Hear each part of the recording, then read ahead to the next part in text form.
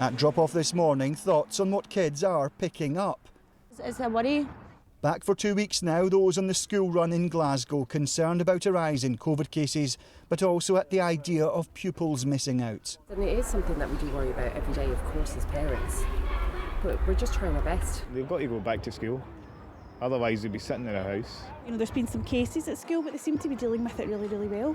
There was a record high in daily COVID cases today, surpassing 6,000 for the first time. And while Nicola Sturgeon is ruling out a circuit breaker lockdown, she did say it was a cause for concern. Case numbers are rising across the UK just now, but after a period of slower increases in Scotland, the rise here is particularly sharp at the moment.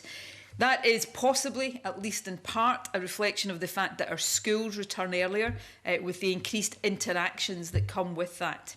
Figures out today show that last week in Scotland, when schools returned, there were more than 4,500 COVID cases in those aged 5 to 17. That's more than double the week before. Yes, more testing is being done and not all of those cases will have been caught in schools.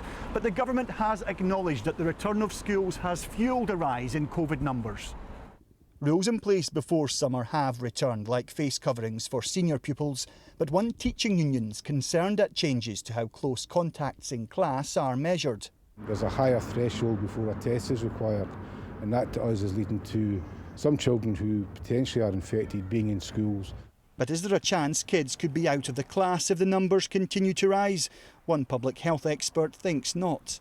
Previously in the pandemic, schools were the first to open when restrictions eased and the last to close when restrictions were reintroduced. I would expect that to continue to be the case. The government says it wants to avoid closing schools at all possible costs. Alan Jenkins, 5 News.